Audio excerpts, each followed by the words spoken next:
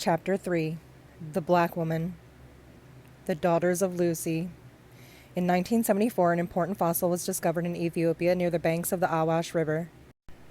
The fossil was of an early ancestress of humanity belonging to a species called Australopithecus afarensis. She was found to be upright walking, less than 4 feet tall, and weighed 60 pounds. She possessed a relatively small brain and had skull features resembling that of an ape. Her pelvis, legs, and teeth, however, were much more like a modern human. Dated at 3.5 million years, the discovery suggested that the lineage that produced humans went back much further in time than previously thought. What name should we give to this ancestress?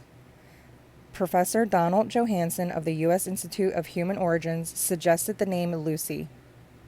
Having been discovered in Ethiopia, however, others suggest giving her an African name. Ethiopians call her Dinquinesh, which means "thou art wonderful." In the 1980s, scholars, led by Rebecca Cann of the University of Berkeley, conducted pioneering work with modern human DNA. Their findings, published in a 1987 edition of Nature magazine, suggested that all modern humans have lineage traceable to a single female ancestor. Her theory is an example of monogenesis, the idea that all human groups are descended from the same parent population. Professor Cann's article was entitled Mitochondrial DNA and Human Evolution. In the abstract to this valuable paper, we read the following. Mitochondrial DNAs from 147 people, drawn from 5 geographic populations, have been analyzed by restriction mapping. All these mitochondrial DNAs stem from one woman who is postulated to have lived about 200,000 years ago, probably in Africa. Dr. Cann drew conclusions on how her team's findings should be interpreted in the light of the fossil data. We infer that Africa is a likely source of the human mitochondrial gene pool.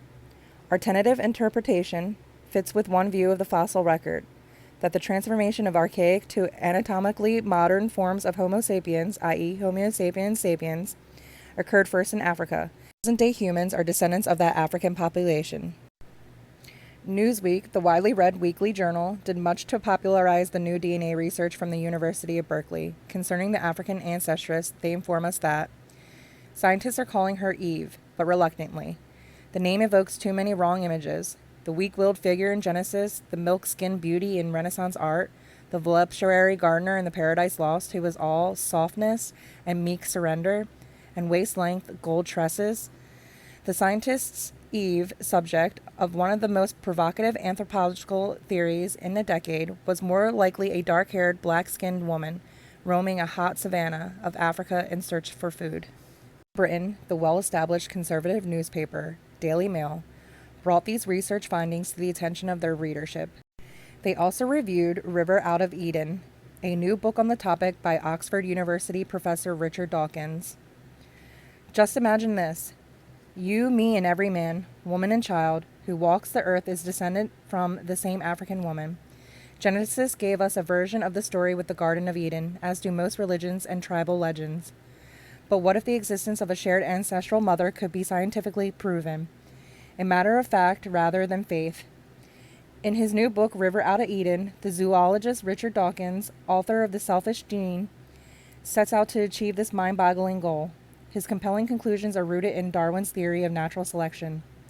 Dawkins does not just content himself with taking us step by step back to our common ancestor. He goes much further, giving her an identity. She was a black woman who lived 250,000 years ago, and we can trace our way back to her only through the female line. Archaeologists now believe that modern humans, i.e. Homo sapiens sapiens, evolved from earlier hominid types in East Africa such as Australopithecus afarensis, but over an estimated period of 5 million years. Whichever be the case, the main point is the inescapable.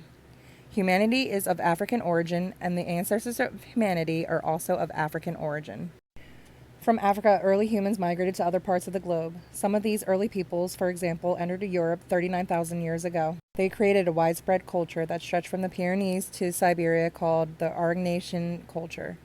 Mr. Legrand Clegg, a well-known contributor to the Journal of African Civilisations, informs us of the importance of the African migration. One can state without exaggeration that the Grimaldis, referring to early Africans, brought civilization, such as it was, from prehistoric Africa to prehistoric Europe. Their invention of sculpting and their general contribution to the field of art were universally recognized by scientists until the modern Grimaldi blackout, which occurred because of the need of some Western authorities to deny the area over which Negroids were scattered on the face of the globe. In addition to their invention of pendants, stone implements, certain styles of dress, an advanced symbol system, and perhaps even musical instruments, the Grimaldis were undoubtedly the first Homo sapiens to bury their dead, and they may have introduced to the world the use of the bow. Statuary from this early culture is scarce. Only 20 pieces have come down to us, 15 of females and 5 of males. Females are shown to be fat, steatophagous, i.e. possess large buttocks, and have peppercorn hair. Professor Ernest Albert Houghton, a Harvard University anthropologist of the 1930s, wrote that, "It is interesting to note that the clearest cases of steatophagia occur in the representatives of females from the Aurignacian period of European cave cultures and among the modern Bushmen Hottentots, i.e. black Southwest Africans." Dr. Charles Finch, one of our best scholars at the present time, says that these figurines are almost certainly mother figures, modeled on the African Grimaldi women, standard bearers of Aurignacian culture in Europe. In non-Western traditional cultures, particularly in Africa, obesity is often the mark of beauty, and whenever an obese female is figuratively represented, she is invariably a mother figure. While the Aurignacian culture flourished in Europe, great advances were being made in Africa. From the Ishango region of Zaire, now called Congo, near Lake Edward, a famous bone was found that had great significance. The Ishango bone was a tool handle with notches carved into it. Jan de Hanzelin, a Belgian archaeologist of Royal Institute of Natural Sciences, unearthed it in the late 1950s. The bone tool was originally thought to have been over 8,000 years old, but a more sensitive recent dating has given dates of 25,000 years old. On the tool are 3 rows of notches, 2 of which add up to 60. The number patterns represented by the notches are of great interest. Professor Claudia Zavlosky, an American mathematician, and more recently Dr. Charles Finch, made independent studies of them. Row 1 shows 3 notches carved next to 6, 4 carved next to 8, 10 carved next to 2 5s, and finally a 7. The 3 and 6, 4 and 8, and 10 and 5 are believed to represent the process of doubling, or 2n. Row 2 shows 11 notches carved next to 21 notches, and 19 notches carved next to 9 notches. This is thought to represent 10 plus 1, 20 plus 1, 20 minus 1, and 10 minus 1. Finally, row 3 shows 11 notches, 13 notches, 17 notches, and 19 notches. 11, 13, 17, and 19 are the prime numbers between 10 and 20. A prime number can only be divided by itself and by 1 to produce a whole number. The early mathematicians behind the Ishango bone therefore understood doubling, or 2n, addition, subtraction, and prime numbers. Furthermore, 2 of the rows add up to 60. Row 2 consists of 11 plus 21 plus 19 plus 9 equals 60. And row 3 consists of 11 plus 13 plus 17 plus 19 equals 60. Dr. Slavsky cites the work of Alexander Marshak, another authority on the bone. He noted a close tally between the groups of marks and the astronomical lunar periods. A number of other readings in the long series of tests that were conducted gave even closer lunar approximations. On this basis, Marshak felt that the bone contained a lunar calendar. Elsewhere, Dr. Finch informs us that the female menstrual cycle was the first timekeeper in history. He wrote that, eventually, the moon, with its changing phases over a 29.5-day period, became a celestial calendar linked to the menstrual cycle because of their seeming coincidence. Females would have been the first to have made the link between the menstrual cycle and the lunar month. We conclude, therefore, that since the Ishango bone may have also functioned as a lunar calendar, it is highly probable that the early mathematicians behind the bone were females. Professor Fred Wendorf of Southern Methodist University and his colleagues discovered that Africans were the first to grow crops. In the floodplains of the Nile, now part of Egypt's western desert, the people of Wadi Kubania cultivated crops of barley, capers, chickpeas, dates, legumes, lentils, and wheat. Their ancient tools were also recovered. They were grindstones, milling stones, cutting blades, hide scrapers, engraving burins, and mortars and pestles. The level of the Nile 12,000 years ago was higher than it is now. Each year during the summer, the Nile flooded, depositing rich silt into the Wadi Kubania region. As the waters receded in late August and September, catfish were left stranded in ponds that were formed by the depressions. Since ash and charcoal were also uncovered, it seems that the ancients smoked the fish. As the fish stocks were depleted, the people took the opportunity to plant crops on the silt. After the planting, it seems that the hunter-gathering was the main activity. Judging from the recovered bones, they hunted wild cattle, hartebeest, and sometimes hippos. When December or January arrived, this was the time of harvest. The cereals were ground to make flour. After the harvest, gazelles became the main source of subsistence. Also hunted were geese, ducks, and wild game. By the time of summer, the Nile would flood again. The annual cycle was thus repeated. Dr. Finch, as usual, placed this data within the correct context. The greatest single invention in the history of civilization and the very thing that made it possible was agriculture. The ability to cultivate grains at seasonal intervals was probably the most decisive step in freeing mankind from the absolute, immediate grip of nature. It made possible settled communities, food surpluses, population expansion, occupational diversification, and acquisition of specialized knowledge to boost productivity. Agriculture had to have been a female invention. It was the woman who collected most of the grains, seeds, roots, berries, and plants for the group's nutritional consumption, and millennia of observing how seeds sprout when they spill into the ground would have gradually led to purposeful cultivation. In Africa, the fields still belong to and are cultivated by the woman. Prehistoric rock paintings have been found at various sites in North, East, West, Central, and Southern Africa. The paintings in Namibia date back to a staggering 27,000 BC. In North Africa, a remarkable tradition of art developed called the Saharan rock paintings. Artists would decorate and graffiti on cave walls, indeed on any suitable rock face, using the striking colors of red, yellow, black, and white. The tradition in Algeria in the Tazili Najir region dates back to around 8,000 or 7,000 BC and continued for thousands of years. In a television program entitled Africa, Different But Equal, Dr. Basil Davidson, its distinguished presenter, noted that the figures depicted in the prehistoric Algerian paintings look to be obviously African in origins. One distinguished painting is known as the Horned Goddess.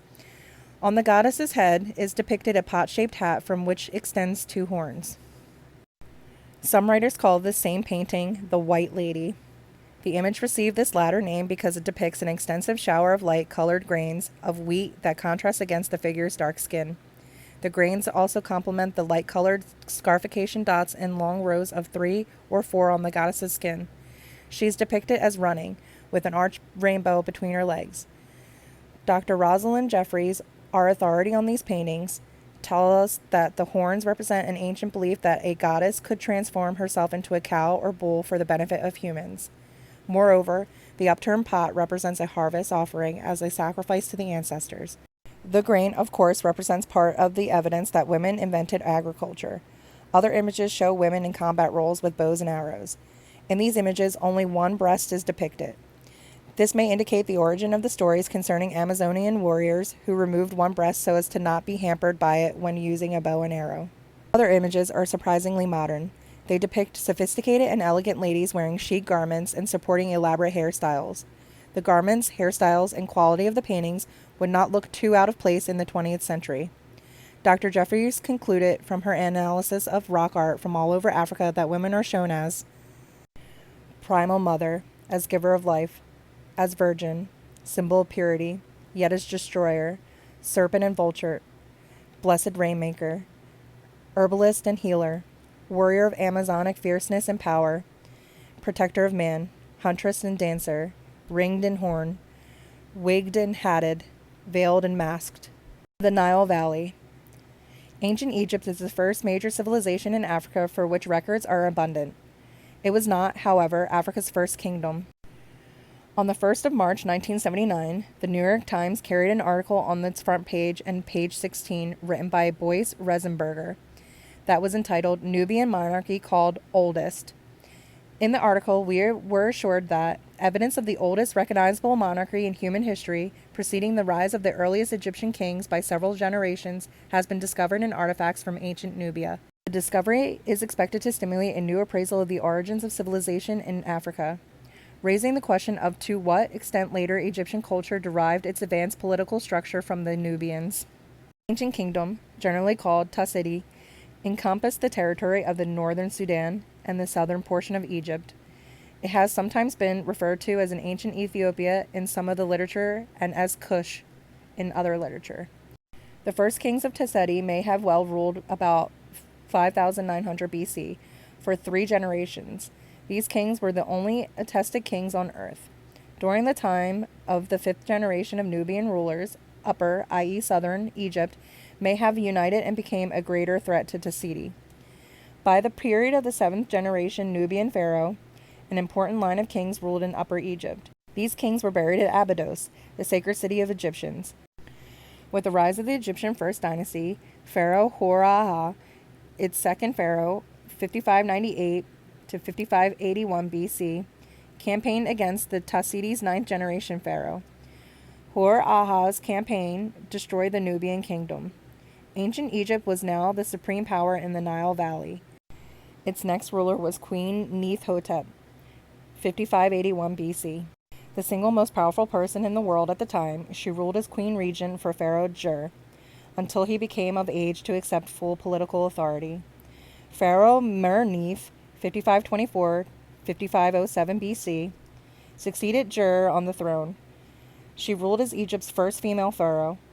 Her name means beloved of Neith, named after the same goddess that the Greeks would, at a much later date, call Athena. She had 2 great tombs built, one in the southern Egyptian city of Abydos, the other in the northern city of Saqqara. Tradition dictated that these monuments be built to symbolize the authority of the pharaoh as ruler of the north and the south, Lower and Upper Egypt. Her monuments, especially the Saqqara tomb, are as large and impressive as those of the male pharaohs. Both Queen Regent Neith-Hotep and Pharaoh Mer-Neith belonged to the first Egyptian dynasty.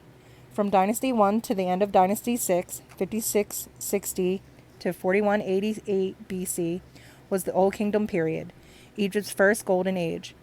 This was the era when the solar calendar was invented, the Sphinx of Giza was built, the Great Pyramids were erected, and the first substantial literature in the world appeared. What is also extraordinary is that no other organized governments appeared anywhere else on the planet at the time, of which historians are aware. 2 great females appeared during the 6th dynasty. Eput, 4355 BC, ruled Egypt as queen regent for Pharaoh Pepi I until he became of age. Pharaoh Nitocris was the last ruler of the dynasty, 4200 to 4188 BC. Rumors later circulated to the effect that she built the 3rd Great Pyramid of Giza, though this is probably false. In any case, the Old Kingdom collapsed after her rule. Egypt went into a lengthy period of decline called the First Intermediate Period, 4188 to 3448 BC. Kush, the land of the south of Egypt, became a great and powerful kingdom during this period. Egypt entered its second golden age with the birth of the Middle Kingdom in 3448 BC. During this period, the Egyptians built the first planned city in the world at the site of Kahone. Furthermore, they built the largest monument in the ancient world, the Labyrinth with its 3,000 apartments. Finally, Egypt colonized Kush. Outside of the Nile Valley, states appeared for the first time in Asia. Of these, Sumer, located in modern Iraq, emerged first around 3300 BC. It was quickly followed by Elam, located in modern Iran, Akkad in Iraq and Syria, and then the Indus Valley Civilization in western India and Pakistan. With the controversial exception of Crete, there were no other known civilizations on the planet at this date. There are, however, historians from the British Isles who claim that Stonehenge and other various structures built in the Ireland and northern Scotland deserve consideration as evidence of very early civilization in Europe. The Sumerian civilization of Iraq contained an important informative Negroid component. One of its great city-states, emerged in the first millennium BC. It had been greatly enriched by maritime and land trade with Egypt and Kush, among other places. The treasures buried with the rulers were superb. They include a dagger and sheath of pure gold decorated with lapis lazuli. There was a ram and thicket made of gold, silver, lapis lazuli, shell, and red limestone. There was a bull's head made of gold leaf, wood, and lapis lazuli. Finally, the jewelry of Chiefess Puabi, 3200 BC, the earliest known great woman, was impressive, comparable in style and quality with those of the 12th dynasty Egypt. Another distinguished lady of Sumer was Kubaba. She was a ruler of the 3rd dynasty of the city-state of Kish. Sumerian King List, a crucial historical document records her as the barmaid or woman of wine. This may indicate that she was originally an owner of a tavern or vineyard before becoming the Ansi, i.e. king. A later account claims that she seized Kish from the city of Akshak.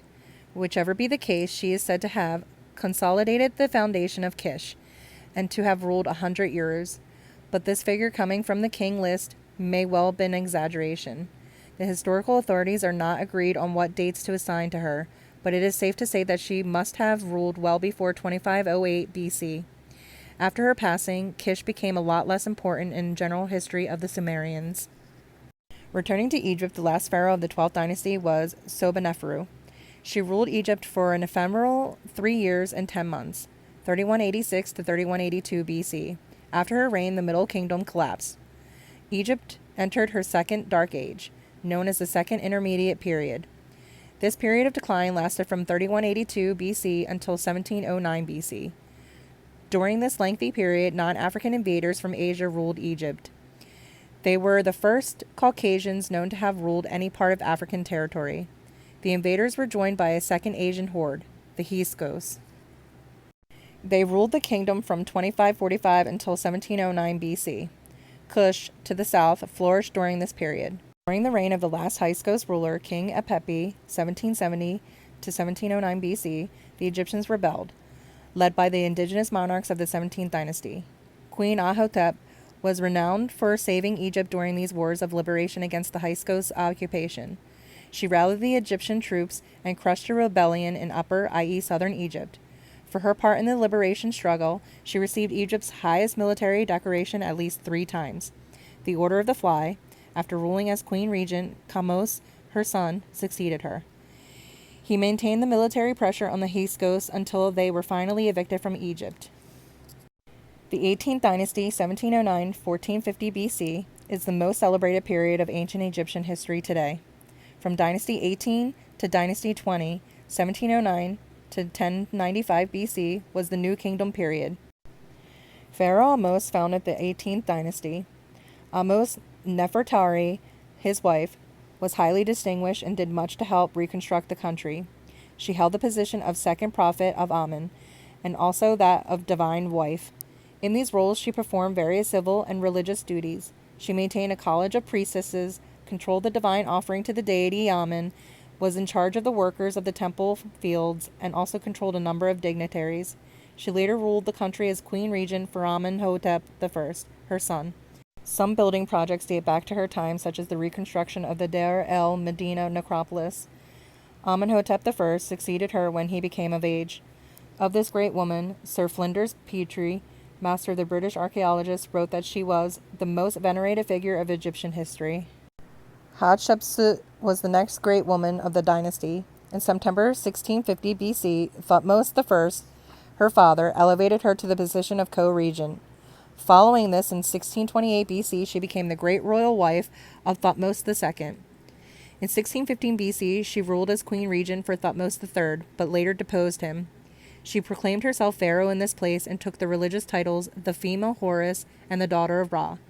She was deeply religious and did much to undermine the veneration of Set, the deity promoted by the Hyksos and identified as their deity Baal. Her leading statesmen, both of humble origins, Senenmut and Hattusneb, oversaw her building activities. She also appointed Asians to powerful positions within the administration, the first pharaoh to do so. At Karnak, she erected 2 giant obelisks that rose to almost 100 feet. To make the obelisks still more conspicuous, says J.A. Rogers, she had their tops encased in electrum, a metal costlier than gold. Electrum was a composition of silver and gold. Silver being rather rare in Egypt, it was more precious. In the bright sunlight of the rainless land, the obelisks shone like glittering peaks. Their brilliancy, in the queen's own words, lit up the 2 lands of Egypt. El-Bari, she built her celebrated rock-hewn temple dedicated to Amen, Anubis, and Hathor. In this temple are records of her famous maritime voyage to Punt, i.e. possibly Somalia or Ethiopia. In that land, the Egyptians bought incense, animals, animal skins, gum, gold, ivory, and ebony. To pay for it, they brought weapons, jewelry, and wares. On the cultural front, great lyric poetry was composed during her period. The period of Amenhotep III, a successor, was long and distinguished. Ascending the throne in 1538 BC, he ruled until 1501 BC. During his early years on the throne, the dominant influences came from his mother, Mudamuya, who ruled as queen regent. Later, he elevated Taya to the position of great royal wife. In later years, she became the real center of the power, as illness made Amenhotep III more and more dependent on her. Taya built alliances by arranging diplomatic marriages. She also bought off Asian peoples through the gift-giving of gold. In return, the Asians sold lapis lazuli and cedar wood. A period of much prosperity and stability, this followed for the construction of great monuments. Amenhotep IV, 1501 to 1474 BC, is best known as a religious reformer. His wife, Nefertiti, has become a somewhat enigmatic figure in Nile Valley history. Some writers have suggested that she was not a genuine Egyptian but had originated in the Middle East. Dr. Asa Hilliard, for example, describes her as a daughter of the Persian king Dushrata.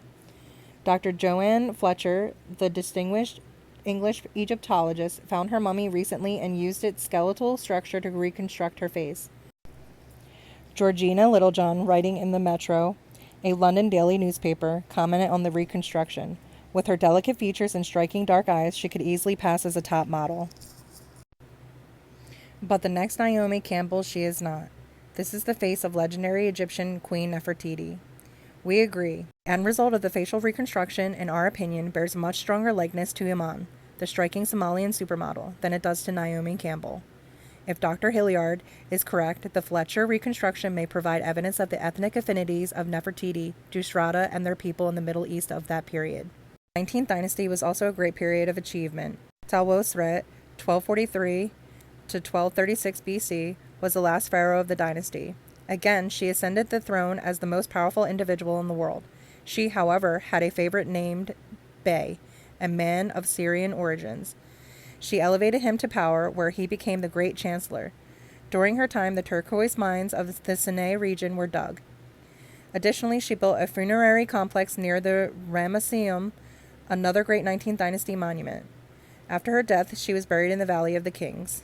After the 12th dynasty, 1236 to 1095 BC, Egypt again fell apart. More and more regional power ended up in the hands of the Libyans to the west and the Kushites to the south. Central authority in Egypt disappeared. Eventually, the Kushites seized control over all of Egypt during the period of 25th dynasty, 785 to 664 BC. Kashta, the ruler of Kush, took control of the Egyptian city of the Waset in 760 BC and received the divine mandate of Amen to rule. Following this, he installed his daughter as a successor to the post of High Priestess of Amen. Charles Finch and Larry Williams argue that it became the standard practice for the Kushite pharaohs to place their female relatives in this position. These women, working through their own prime ministers, were in effect rulers of Upper Egypt. They undertook massive restoration and public works in Thebes, i.e. Waset, and throughout Upper Egypt. Their names are on scores of monuments, buildings, and statues. The Kushite pharaohs ruled mainly from Napata and seem to have had the utmost confidence in their female relatives to govern Upper Egypt. Amenardas I, Kashta's daughter, gained various titles. She became chief prophetess of Amen, queen of Thebes, and mistress of Egypt. Records from her reign have survived throughout Egypt. There are also statues, statuettes, etc. that have come down to us. She had quasi-royal privileges and her own prime minister. She restored buildings and commissioned public works programs. Shepenupet, her niece, succeeded her. There is confusion of names and details of this dynasty, however. For example, it is known that Shepenupet was the last independent Negro ruler of Egypt, but we do not know which one. It might have been Shepenupet II. After a great period of achievement, Egypt fell in 663 BC to the Assyrians. Shepenupet II was deposed in 654 BC. After this, various other Caucasian peoples conquered Egypt. Egypt fell to the Persians in 525 BC, the Greeks 332 BC, the Romans in 30 BC, and finally the Arabs in 639 AD. Pharaonic culture survived only in Kush. Meanwhile, Egypt was gradually de-Africanized by the various conquests and occupations. In Kush, a number of women had the title Kentucky. This title means Queen Mother and was recorded in Roman sources as Candace. Some of these women were heads of state. Kentucky Kelhada, 639 BC, had her own pyramid built at Al-Karu. It was notable that the colors used to depict males and females in the art closely followed the artistic canon of the Egyptians. Pseudo-Calistines mentioned that Alexander the Great visited Candace, the Black Queen of Meroe, in the 4th century BC. She was apparently a wondrous beauty. No one seems to know the name of this Kentucky, but she was evidently the ruler of Kush. Kentucky Shenandoah was the second known Kentucky to rule Kush by herself, 170 to 150 BC. Sculptures show her in front of her son or by herself. Monuments from her time show the first clearly dated examples of text written in Meroitic. This was a new script that the Kushites invented to replace hieroglyphics. Kentucky Na Wadmak ruled around 50 BC. Little is currently known about her. The Roman conquest of Egypt in 30 BC brought a new challenge to Kush. Augustus Caesar threatened an invasion following his Egyptian campaign. According to Strabo, a famous geographer, sometime between 29 and 24 BC, the conflict with Kush began. Queen Mother Amon-Ra, the Kushite ruler, gave the order to march into Egypt and attack the invaders. Akhenaten led the campaigns against the Roman armies of Augustus. The Kushites sacked Aswan with an army of 30,000 men, and they destroyed the statues of Caesar in Elephantine. The Romans, under Petronius, counterattacked. Though described as a strong and fortified city, they captured Khazar-Ibrim in 23 BC after their first assault. The Romans invaded as far as Napata and sacked it, though Amerinus evaded their clutches. Petronius returned to Alexandria with prisoners and booty, leaving behind a garrison in Lower Nubia. Amerinus ordered her armies to march a second time with the aim of seizing the Roman garrison. This time, however, a standoff with Petronius was reached without fighting. The Roman army retired in Egypt and withdrew their fort, declaring Pax Romana, peace. In fact, the full extent of the Roman humiliation has yet to be disclosed, since the relevant Kushite account of the affairs has yet to be published. The Meroitic account of this encounter cannot as yet be fully understood. Ameneshekato, 10 to 1 BC, its successor, had a palace at Wad Ben Naka. It was 61 meters square and had columned halls, corridors, and long narrow rooms. It had at least 2 stories with palatial apartments on the upper floor. From her pyramid, see page 206, treasures were found made of gold, silver, gemstones, wood, and copper alloy. Amongst the most spectacular of these treasures were a golden armlet and also a ring. Both were made of gold and also inlaid glass. Pharaoh Natakamani and Queen Amatore were the last great builders in Kush. They lived somewhere around 1 AD to 20 AD. Buildings were raised in Karaba, an area between the Nile and the Atbara rivers. Besides, they built in Naka. In this city, the Temple of Pitamak, see page 217, one of their best-known monuments, is in a good state of preservation. Naka also contains a famous kiosk, see page 25. This temple mixes architectural motifs from Nile Valley, Roman and Greek influences. The royal palace of Nada Kamani and Queen Amatore was in Gebel Barkal. Finally, they dug reservoirs around Meroe, restored its huge temple of Amun, and rebuilt the Amun temple of Napata, previously destroyed by the Romans. The period of decline dates from 200 AD. Hungry nomads from the desert obstructed vital trade routes and also infiltrated the country. Kentucky Melequerabar was a ruler of Kush during this period, 266 to 283 AD, but little is currently known about her. The following century, Kush was faced by a more important challenge than just nomads. This came from the kingdom of Axum, located in the present-day regions of Eritrea and Ethiopia. Under King Ezana, their armies marched on Kush in 350 AD. They destroyed the towns of masonry and seized a vast amount of livestock. Kush collapsed. This ended the 6,000-year cycle of pharaonic culture. Ethiopia. In and around Axum, the old Ethiopian capital, there are over 50 obelisks, many of them undecorated. Some are believed to be very old, but firm dates have not been established. Near to some of these obelisks, 1 kilometer from Axum on the road to the city of Gondar, is a massive building containing a drainage system with finely mortared stone walls, deep foundations, and an impressive throne room. Ethiopian tradition established this building as the palace of Empress Makeda, the fabled Queen of Sheba, 1005 to 955 BC. Tradition also establishes one of the obelisks carved with 4 horizontal bands, each topped with a row of circles in relief, as a marker of the Queen's grave. It was probably due to the evidence that J.A. Rogers, the famous Jamaican historian, declared that A few years ago, her tomb, as well as the ruins of a great temple and 22 obelisks of her period, were excavated at Axum. The Queen of Sheba was one of the most powerful women in history. She is named as Makeda in Ethiopian Chronicle, the Kebra Nagasti, or Bilquis, in the Quran. She presided over Ethiopia and Yemen, Saba or Sheba, and thus controlled the Red Sea, a great trade route. The evidence of the tomb and the obelisks indicate that the Queen of Sheba was Ethiopian. There are also obelisks that seem to be intermediate in date and style between those of the Makeda period and those of the early Christian era. There is another theory which is worthy of discussion to the effect that the queen was half Ethiopian and half Yemeni. Professor William Hansberry, master of the African American historians, draws attention to a medieval manuscript of al-Hamdani. This Muslim scholar died in the Arabian city of Sana'a in the middle of the 10th century AD. His account portrays Bilquis as the daughter of Shar Habil, the king of Yemen, and Iki Azeb, an Ethiopian princess. Moreover, she was born in the Yemenite city of Marib, but spent her youth in Ethiopia. She returned to Marib just before her father's death. The queen was famous as a trader. She established trading networks carried by 520 camels and 370 ships. Tamrin, her chief merchant, headed the operation. The book of Ezekiel 27:22-24 says, "The merchants of Sheba and Ramah were the merchants. They traded in thy fairs with the best of all spices and with all precious stones and gold. Haran and Calneh and Eden, the merchants of Sheba, Ashur, and Chilmad, were thy merchants. These were thy merchants in all sorts of things, in blue clothes and embroidered work, and in chests of rich apparel, bound with cords and made of cedar among the merchandise."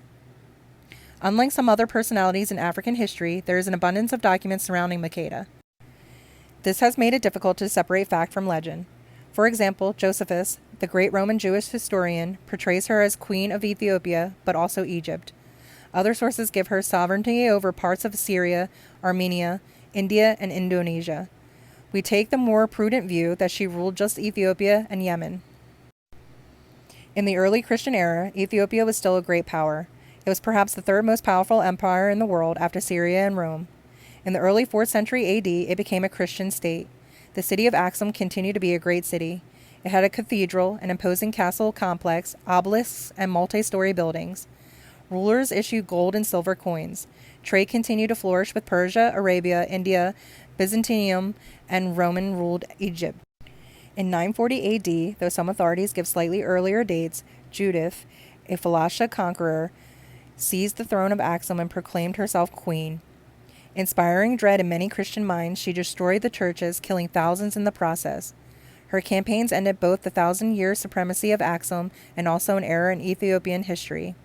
An old history book, History of the Patriarchs of Alexandria, mentions that the king of Axum begged the patriarch of Alexandria for help, but none came. Judith ruled unchallenged for around 40 years. Succeeding her was the Zagwe dynasty, who ushered in a golden age. They ruled from Roha, their new capital, in the south, later renamed Lalibela. Their empire controlled a vast territory, much of it mountainous, but still larger than that controlled by Axum. North Africa. In the 9th century BC, the city-state of Carthage was established. It was situated on the North African coast of modern Tunisia. Incoming Phoenicians, the early people of Palestine, founded it and called it Kort Hadash, Carthage. Other influences in the culture came from different sources. The Libyans, the indigenous people of North Africa, played an important and ultimately the dominant role. In addition, other people and cultural practices came from the Nile Valley. What was the resulting mix? Archaeologists have recovered skeletons from a Carthaginian cemetery. Professor Eugene Pittard, then at the University of Geneva, reports other bones discovered in Punic, Phoenician, Carthage, and housed in the Lavagiri Museum come from personages found in special sarcophagi and probably belonging to the Carthaginian elite. Almost all the skulls are dolichocephalic.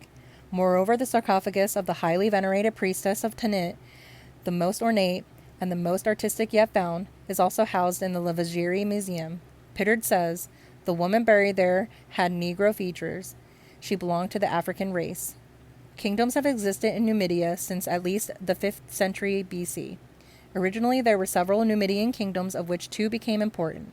Both were located to the west of Carthage in the regions of Algeria and western Tunisia. These 2 were Negro civilizations. The Carthaginian and Numidian kingdoms flourished for hundreds of years before they were finally conquered by Romans in 146 BC and 46 BC, respectively. Though under Roman occupation, notable Africans emerged during the early Christian era. When Christianity began to spread as a new religion, many Africans from these regions converted to it. The Roman authorities were not pleased and developed a policy to combat the religion. On 17th July 180 AD, they executed the first martyrs of the African church. 5 women and 7 men were put to death in a single day. The leader of the martyrs was a 22-year-old woman called Perpetua. She was married and had a child, and at a later date, a chapel was built for her memory in Carthage dedicated to Saint Perpetua. All 12 martyrs were Numidians, however, who were taken in chains to Roman-controlled Carthage to be tried and punished. Perpetua's brother was also executed, as was a slave girl called Felicitas. She gave birth just before being put to death.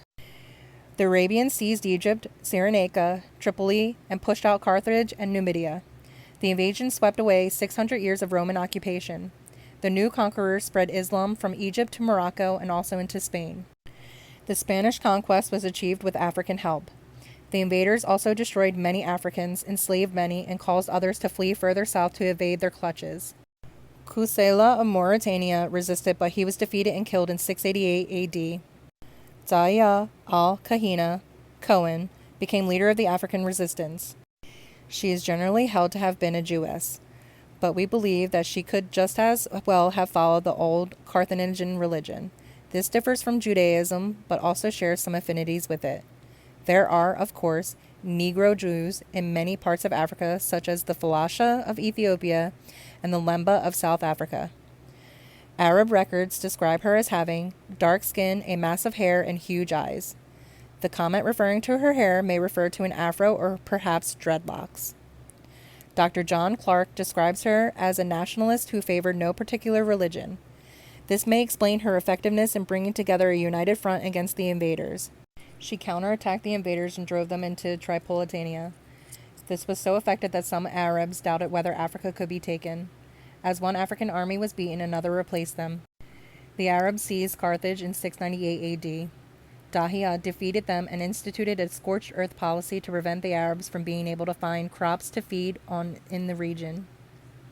The desolation can be seen even today in southern Tunisia. Eventually, however, the Arabs returned. Dahia was finally defeated in battle in 705 AD. North Africa was overrun. Today, black people are a minority in North Africa. Furthermore, Africans in Mauritania and Sudan continue to face the threat of enslavement. The Western and Central Sahara.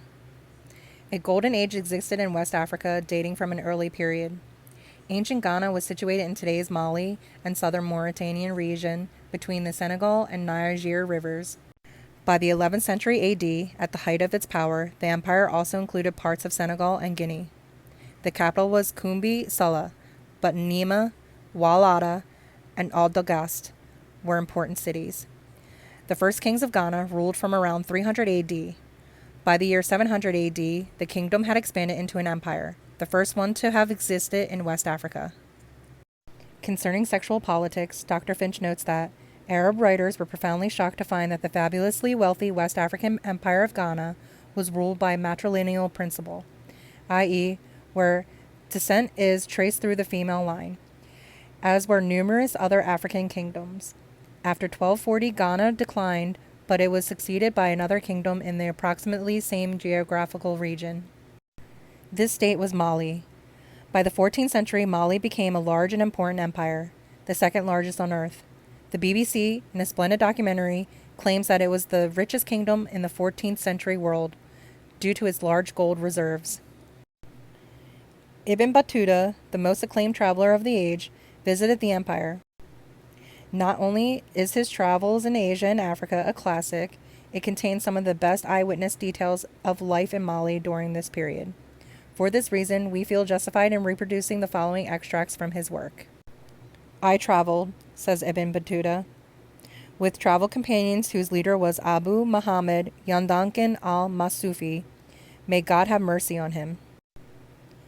In the company was a group of merchants of Siljamesa and others. We arrived after 25 days at Taghaza. It is a village with no good in it. Amongst its curiosities is the fact that the construction of its houses and its mosques is of rock salt with camel skin roofing. In it is a salt mine. It is dug out of the ground and is found there in huge slabs. A camel can carry 2 slabs of salt. The blacks, i.e. Malians, arrive from their country and carry away the salt. A camel load of it is sold in Walata, from 8 to 10 mithqals, and in town of Mali, i.e. Niani, for 20 to 30 mithqals.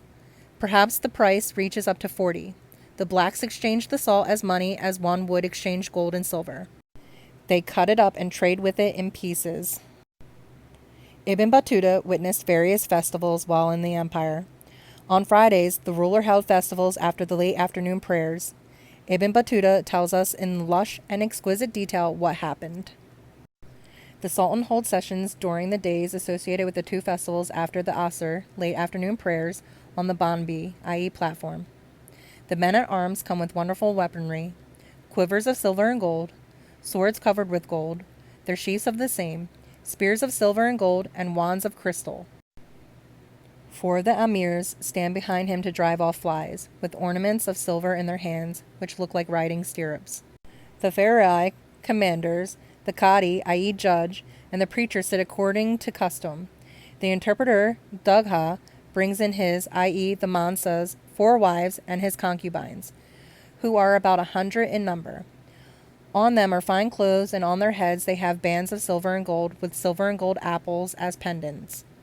A chair is set there for the Dugha to sit on, and he beats an instrument which is made of reeds with tiny calabashes below it, praising the Sultan, recalling in his song his expeditions and deeds. The wives and the concubines sing with him, and they play with bows. There are with them about 30 of his pages wearing red woolen robes and white caps on their heads. Each one of them has a drum tied to him, and he beats it. Then come his retinue of young men who play and turn in the air as they do in Sind, i.e. India. They have a wonderful gracefulness and lightness in this. They juggle with swords beautifully, and Dugha performs a marvelous game with a sword. At that point, the Sultan orders that a gift be given him. They bring him a purse of 200 mithqals of gold dust. An announcement of its contents is made to him over the heads of the people.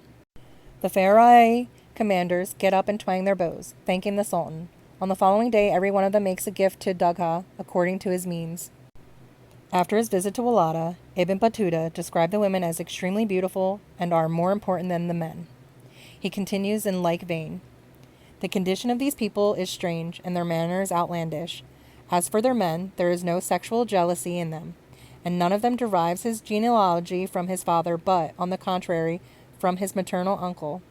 A man does not pass on inheritance except to the sons of his sister, to the exclusion of his own sons. Now that is a thing I never saw in any part of the world except in the country of the unbelievers of the land of Malabar, among the Indians. Some scholars believe that Ibn Battuta appears to be describing a matriarchal social order operating in Mali.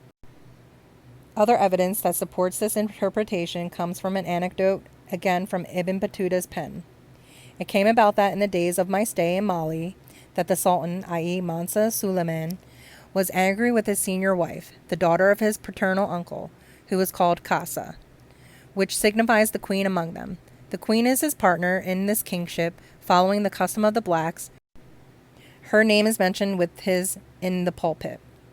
Sayyid Hamdan and Noel King, the translator of Ibn Battuta's narrative, comment on this passage as follows.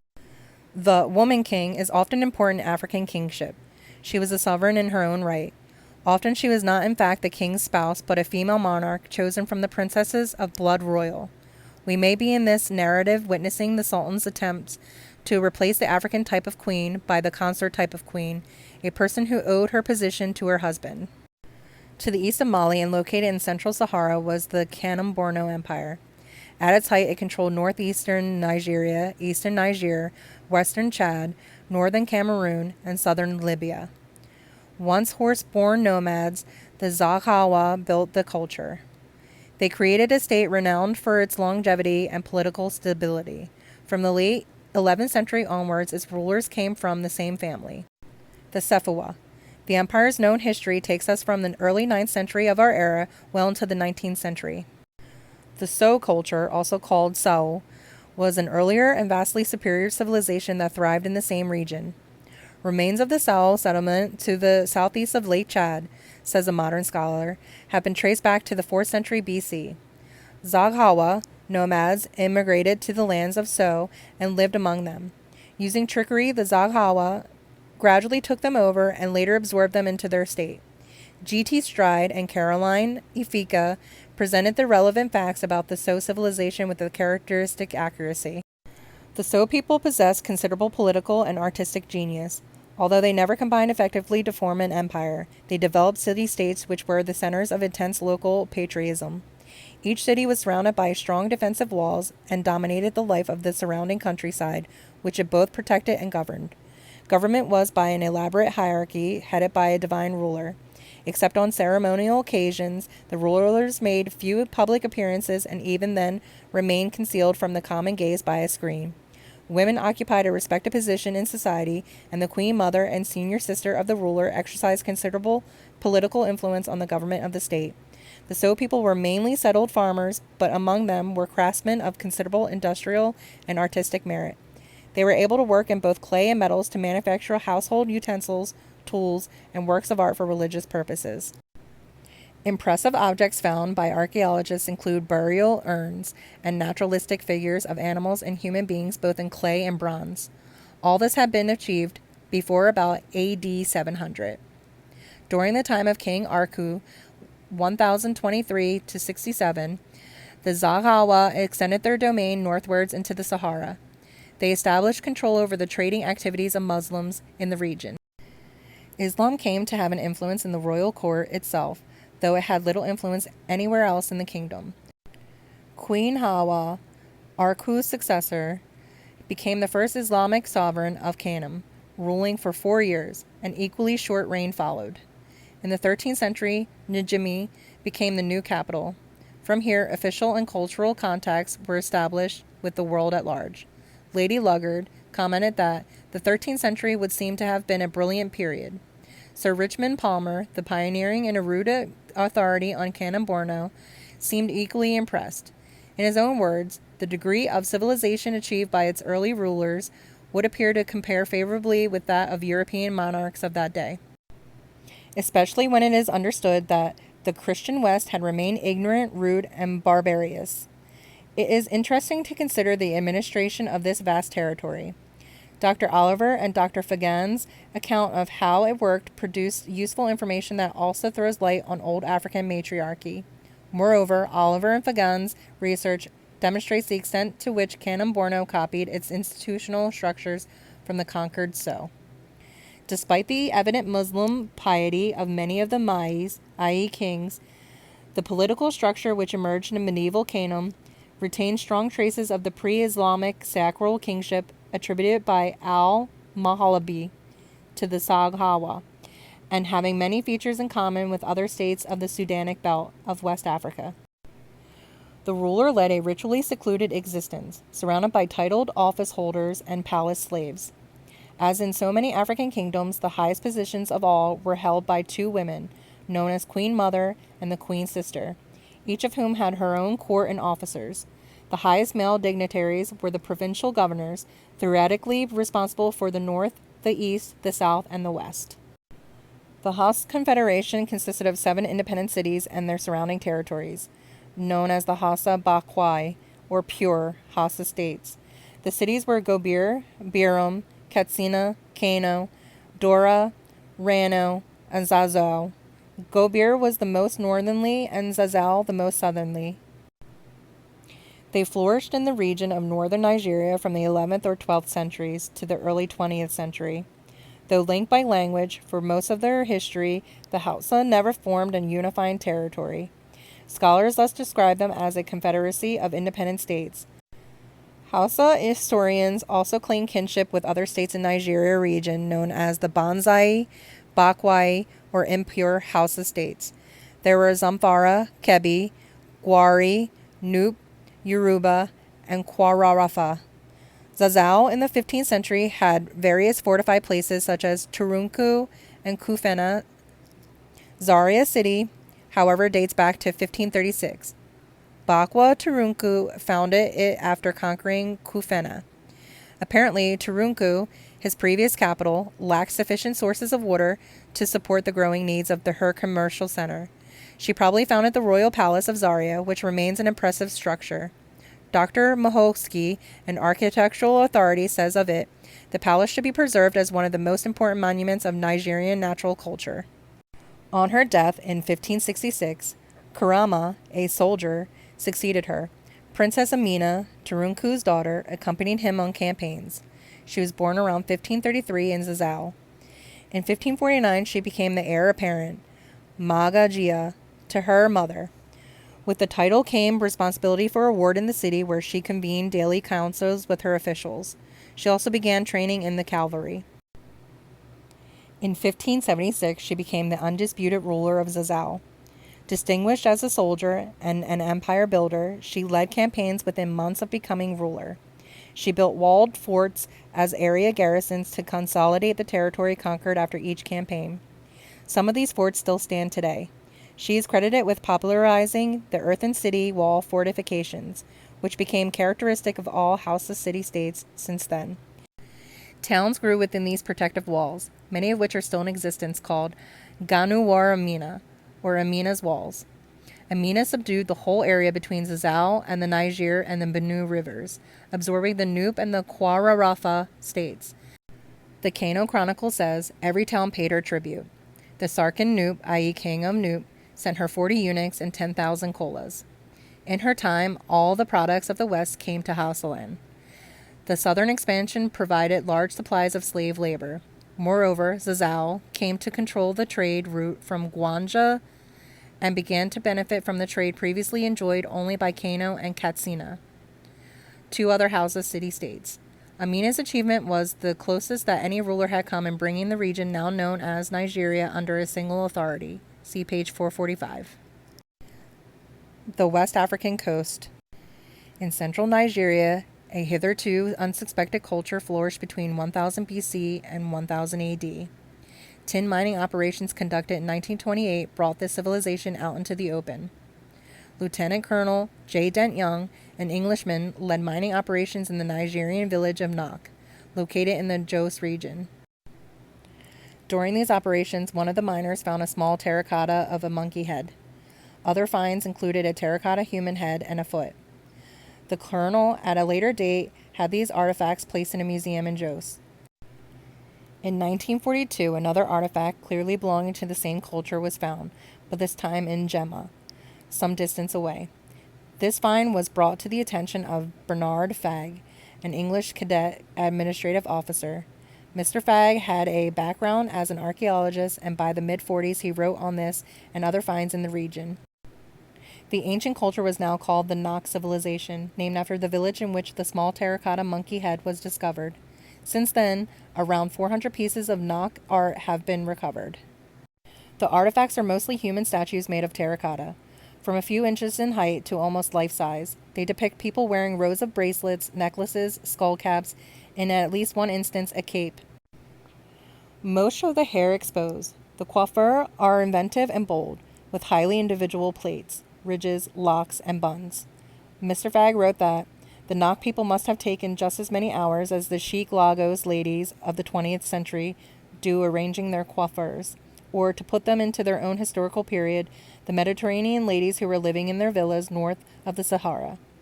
Another major development in the southern Nigeria region concerns the building of the city of Eredo in 800 AD.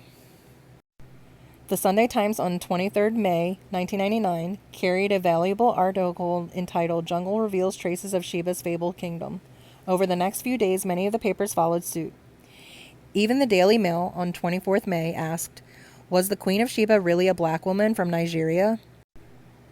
As the evidence emerged, however, the Queen of Sheba link proved to be hype. The real Sheba was an Ethiopian or half Yemeni queen, as we've seen, who lived 3,000 years ago on the opposite side of the continent. What was undeniable, however, was the southern Nigerian rainforest concealed an even more amazing secret. During the Middle Ages, Africans built by far the largest city the world has ever seen. In size, it dwarfed Baghdad, Cairo, Cordova, and Rome. The achievement was on a scale even bigger than that of the Great Pyramid of Giza, Africa's most celebrated monument. At Eredo, in southwest Nigeria, archaeologists found a huge earthen wall with moated sections. This encircled an ancient kingdom or city. From the base of the ditch to the summit of the rampart measured a towering 70 feet. According to Mark Macaskill of the Sunday Times, the rampart was 100 miles long and formed a rough circle enclosing more than 400 square miles. The building was on a truly epic scale. The builders shifted 3.5 million cubic meters of earth to build just the rampart alone. According to the BBC, this is, incidentally, 1 million cubic meters more than the amount of rock and earth used in the Great Pyramid of Giza. Therefore, Eredo's construction is estimated to have involved about 1 million more man-hours than were necessary to build the Great Pyramid. The ramparts may indicate the boundary of the original Ijebu kingdom that was ruled by a spiritual leader called the Awujale. Macaskill, however, disagrees. He describes Eredo as city. If correct, this would make Eredo one of the very largest cities in all of human history. Comparable in size to modern London, it was the largest city built in the ancient and medieval world. Among the discoveries, a 3-story ruin has been tentatively identified as the Royal Palace. It had living quarters, shrines, and courtyards. It is possible that thousands of smaller buildings are still concealed by the forests and will be mapped in time. Radiocarbon dating has so far established that the buildings and walls were more than 1,000 years old. Dates such as 800 AD have been suggested. People who live near the ruined kingdom or city today have traditions that a wealthy and childless queen, Bilisku Sungbo, built the city. Some say that she built the city as a religious offering. It is also claimed that Sungbo's territory had a gold and ivory trade. Portuguese documents dating back 500 years allude to the power of Ijebu Kingdom that some scholars think is possibly this very one. Today, the ruins continue to be of some importance. There are yearly pilgrimages to Sungbo's grave.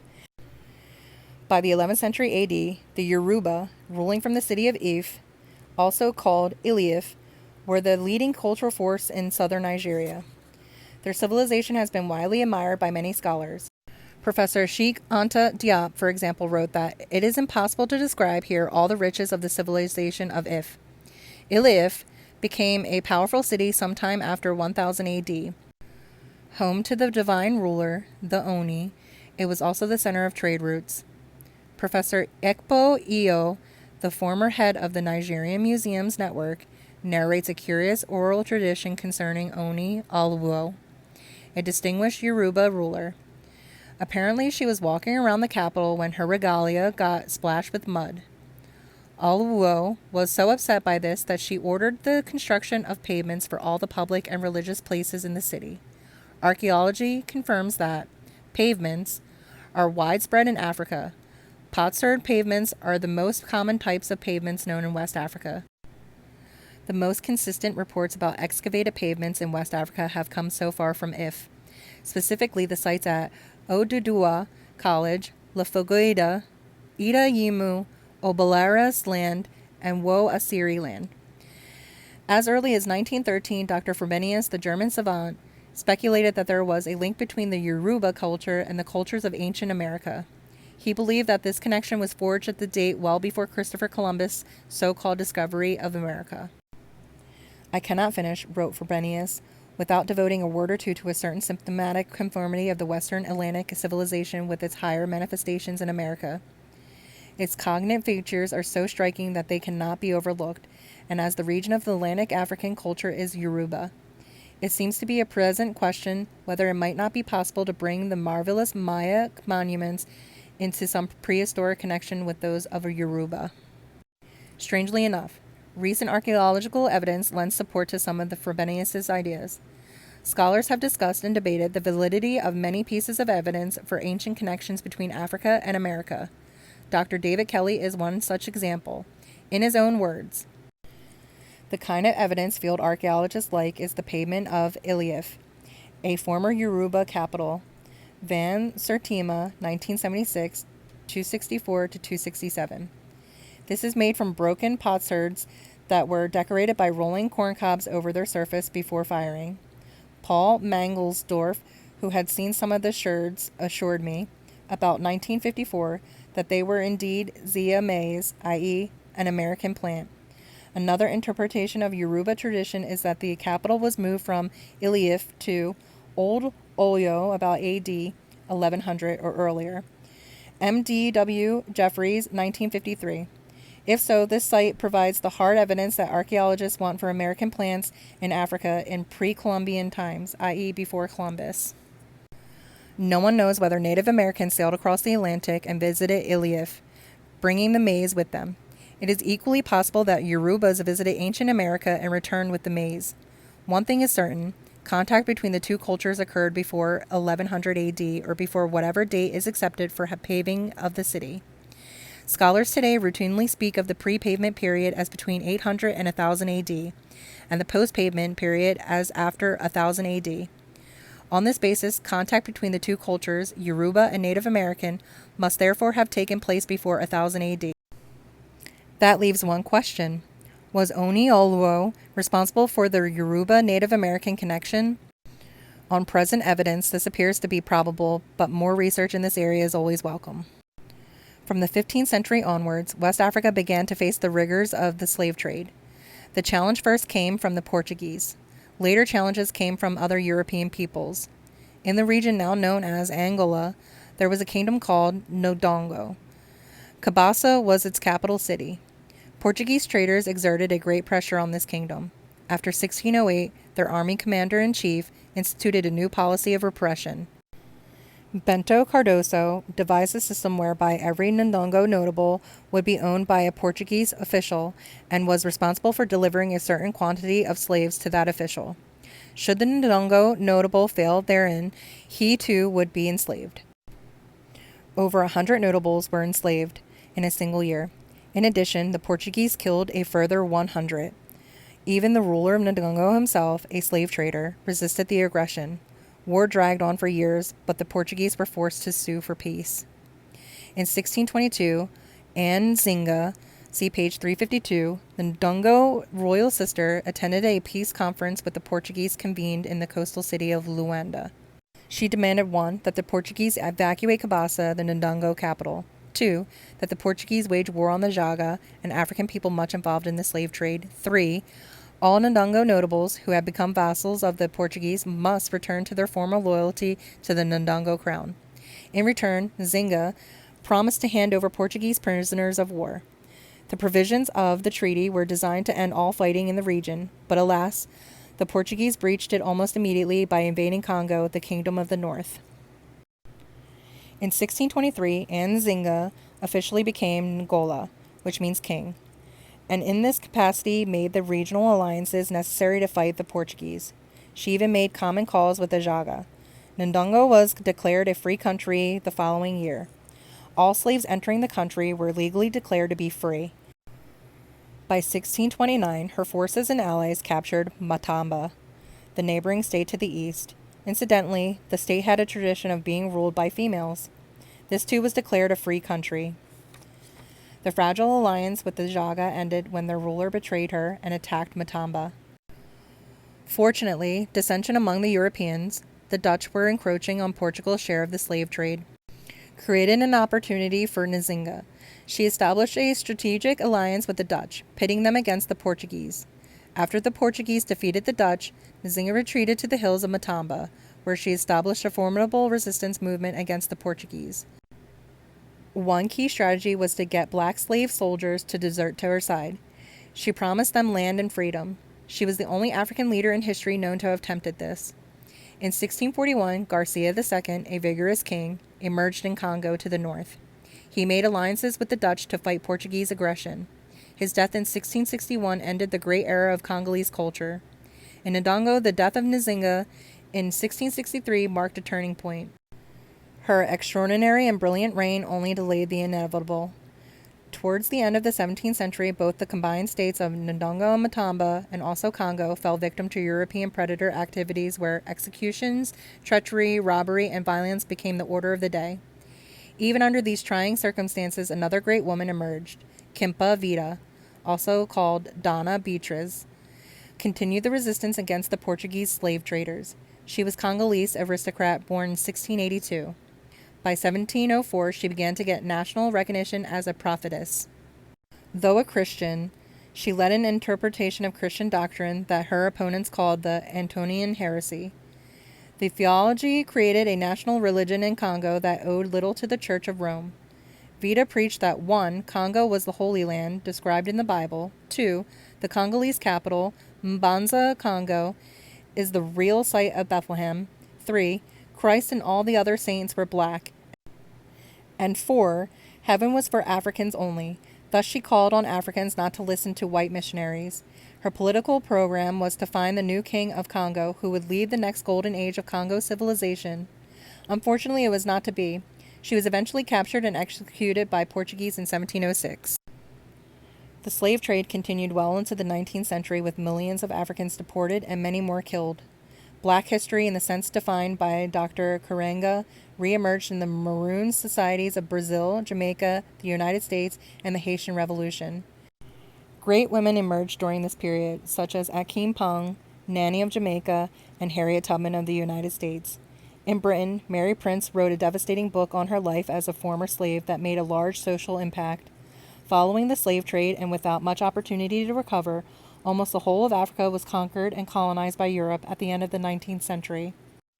Again, great women emerged in the 20th century to challenge this state of affairs, such as the glorious Amy Jacques Garvey.